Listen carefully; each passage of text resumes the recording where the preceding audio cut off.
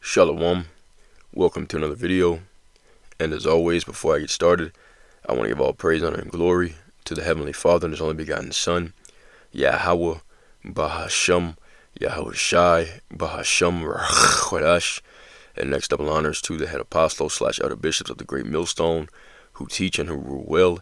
Peace, blessings, and safety to all you sincere Akim. Keep pushing, keep believing, and keep the faith, regardless of whether people hear or whether they forbear. Alright, so this is going to be reporting on a major plane crash that happened over in India. Alright, and I saw this picture on Facebook. I saved it.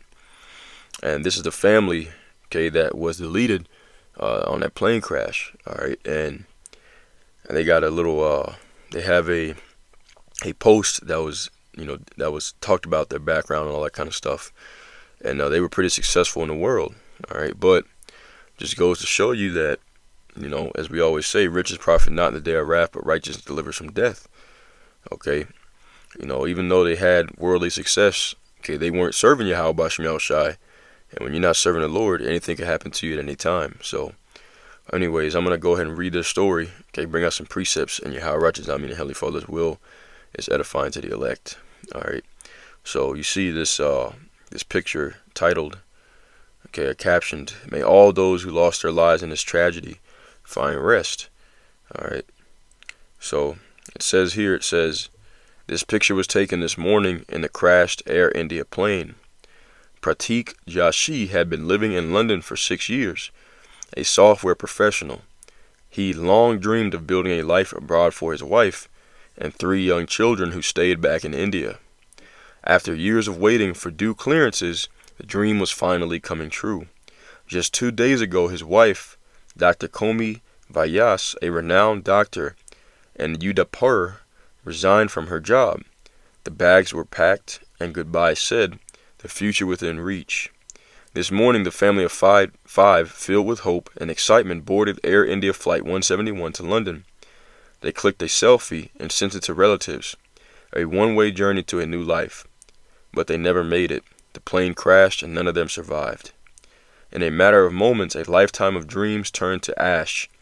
A brutal reminder, life is terrifyingly fragile. Everything you build, everything you hope for, everything you love, it all hangs by a thread. So while you can live, love, and don't wait for happiness to start tomorrow. So while you can, live, love, and don't wait for happiness to start tomorrow. Credit to the King's, the Skin Doctor 13. May all those who lost their lives in this tragedy find rest. Okay, so, all right, once again, okay, you can, as they said in this paragraph, all right, you can have everything you hope for, everything you built, and it all hangs by a thread. Okay, and let's get some precepts on that, because the scriptures talk about that. It talks about those who have wealth and worldly success, but are not rich towards the Most High. This is the parable, okay, spoken of here in Luke chapter 12 and verse 15. All right, and it's a warning against covetousness. All right, so it said, and he said unto them, take heed and beware of covetousness, for a man's life consisteth not in the abundance of the things which he possesseth. Which, by the way, this is red letter, okay, Yahweh Shai speaking to the world, they call Jesus. All right, once again, take heed and beware of covetousness, for a man's life consisteth not in the abundance of the things which he possesseth. And he spake a parable unto them, saying, the ground of a certain rich man brought forth plentifully. And he thought within himself, saying, what shall I do, because I have no room where to bestow my fruits? And he said, this will I do, I will pull down my barns and build greater, and there will I bestow all my fruits and my goods. And I will say to my soul, soul, thou hast much goods laid up for many years. Take thine ease, eat, drink, and be merry. But the Most High said unto him, thou fool, this night thy soul shall be required of thee. Then who shall those things be which thou hast provided? So is he that layeth up treasure for himself, and is not rich toward the Most High. And that's what happened.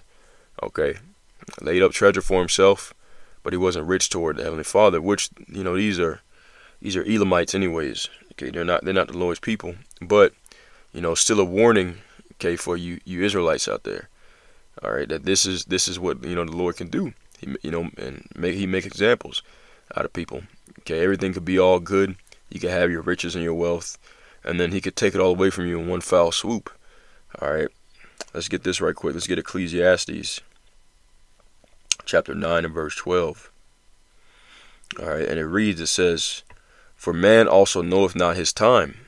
Okay, when he woke up that morning, he didn't believe, he didn't think, or even fathom that he could be in a deadly fiery plane crash.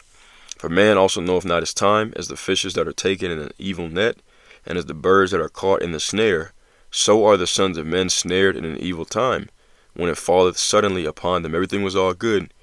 Out of nowhere, plane malfunctions, boom, explosion, no one survives. Okay, this is reality right here, man. All right, and not saying that he was particularly wicked, but another precept says the same thing. A lot of Jakes believe that because they got guns or whatever, that they're going to be able to deliver themselves. And no, the only way you survive calamity is through Yahweh Bashem Yahushai. This is Ecclesiastes 8 and 8. "There is no man that hath power over the spirit to retain the spirit, neither hath he power in the day of death, and there is no discharge in that war. Neither shall wickedness deliver those that are given to it." Okay, so there's no way to escape these things. All right, outside of righteousness. Okay, let's get this Psalms the 49th chapter, and I'm gonna read this in the NLT. All right, and it says, verse 1: "Listen to this, all you people. Pay attention, everyone in the world, high and low, rich and poor. Listen, for my words are wise and my thoughts are filled with insight. I listened carefully to many proverbs and solve riddles with inspiration from a harp. Why should I fear when trouble comes, when enemies surround me? They trust in their wealth and boast of great riches. Yet they cannot redeem themselves from death by paying a ransom to the Most High." You see that? Okay, and that's really the mindset of the Edomites. Okay, they trust in their wealth and boast of great riches, yet they cannot redeem themselves from death. You can't buy your life from the Heavenly Father. He doesn't care about your money. Redemption does not come so easily, for no one can ever pay enough to live forever and never see the grave. Okay, and the only ones who are going to receive of that pleasure, okay, that privilege, are the elect. Okay, they're the first fruits of that, and then they're seedling, their descendants from there on, which will be the rest of the 2/3 coming back. It says, "Those who are wise must finally die, just like the foolish and senseless, leaving all their wealth behind." Okay, this guy was a software, computer programmer, and then his wife was a doctor, and look what happened. "Their grave is their eternal home, where they will stay forever. They may name their estates after themselves." All right, and when you read that in the KJV, okay, when you read in the KJV, it reads a little bit better. Okay, this is going into the mindset of the Edomites. "Their inward thought is that their houses shall continue forever." They believe that their riches, their wealth, Babylon the Great, is going to last for all eternity, and their dwelling places to all generations. They call their lands after their own names. It's a characteristic of Edomites. When they conquer a land, they name it after themselves. Okay, Europe after Queen Europa, Africa after Leo Scipio Africanus, and America after Amerigo Vespucci. All right, this is showing you a characteristic of the Edomites. But anyways, continuing on, Psalms 49 and 12 NLT. "But their fame will not last; they will die just like animals. This is the fate of fools, though they are remembered as being wise." Okay, because if you don't have the Lord, you're a fool. The knowledge of this world is foolishness. Okay, the wisdom of this world is foolishness, excuse me. "Like sheep they are led to the grave, where death will be their shepherd.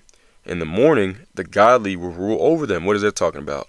All right, when the light finally shines upon this world, when Yahushua comes with his brightness, okay, that's when the elect will receive the first fruits of those new bodies, all right, immortality, and will rule over the heathen nations. Okay, in the morning the godly will rule over them. Their bodies will rot in the grave, far from their grand estates. But as for me, Yahweh will redeem my life. He will snatch me from the power of the grave. Okay, because he has swallowed up death in victory, as it says in 1 Corinthians 15th chapter and Isaiah the 25th chapter. It says, "So don't be dismayed when the wicked grow rich and their homes become ever more splendid. For when they die, they take nothing with them. Their wealth will not follow them into the grave." Okay, see that? So that all the wealth he accumulated, that wonderful life that he built for his family in London, it's all gone to nothing. It's all turned to ashes overnight. or overflight, I should say. In this life, they consider themselves fortunate and are applauded for their success, but they will die like all before them and never again see the light of day. People who boast of their wealth don't understand. They will die just like animals. So what is the take home here? Okay, what is the lesson here?